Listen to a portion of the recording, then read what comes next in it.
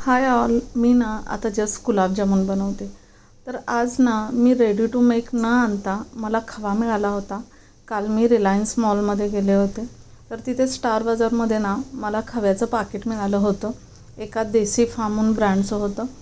तर तो ताजा खवा मिळाला म्हणून मी ते घेतलं आणि आज गुलाबजामुन बनवायला घेतले. काल रात्रीच आणलं होतं.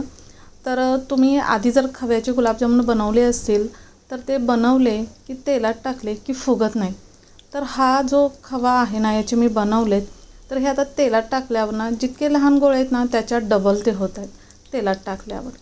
मला वाटलं की कदाचित माझा मैदा कमी पडला असेल, म्हणून मी पहिला एक घाणा काढल्यानंतर ते पुन्हा मोडून त्यामध्ये अजून मैदा मिक्स करून पुन्हा तळायला घेतले. पण तरी देखील हे असेच फुगलेले आहेत. तर आता तुम्ही बघितलं ना, तर हे म्हणजे आपण आणतो कशासाठी, ज्या गोष्टी आपल्याला नको आहे त्या अवॉइड करण्यासाठी. तर आता यावर ना फक्त मिल्क सॉलिड लिहिलेलं आहे, पण याच्यामध्ये ना म्हणजे दुसरं काहीही इन्ग्रेडियंट दिलेलं नाही. तर हे गोळे मी इतके लहान बनवले होते, पण हे आता मी तुम्हाला तेलात पण टाकून दाखवते हे किती मोठे झालेत ते. तर इथे ना बघितलं तर अगदी बोटाच्या पेरा एवढे सुद्धा नाही आहेत. हे मी पहिला काढलेले गुलाबजामुन आहेत. इतके लहान गोळे होते ते हे असे डबल झालेले आहेत.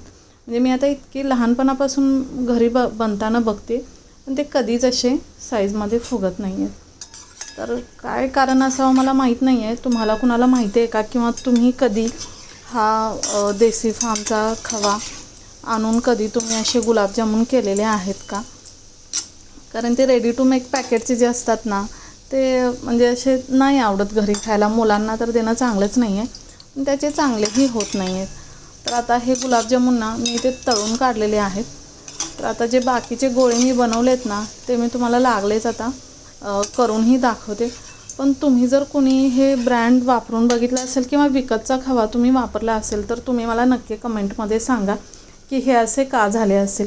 कारण मी लहानपणापासून माझ्या घराच्या म्हणजे माझ्या गावापासून एका जवळच्या गावात खवा तयार होतो, किंवा वाडीचा खवा आम्ही आणायचो. मी कोल्हापूरची असल्यामुळे वाडीला येणं जाणं होतं, गेलं की आम्ही आणायचो. तर त्यापासून हमखास खवा आणला की गुलाबजामुन बनायचे. तर आता इथे बघा, मी तुम्हाला तेलात टाकून दाखवते. एक ना 10-20 सेकंदातच ना हे गोळे अगदी डबल होतात. तर थोड्या वेळात तुम्ही बघाच. हा व्हिडिओ करण्याचं हेच कारण आहे की जर ह्यामध्ये सोडा नाही आहे तर हे गोळे असे फुगत आहेत का?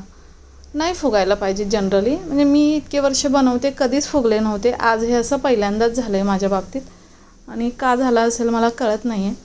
तुम्हाला माहीत असेल तर तुम्ही मला नक्की सांगा.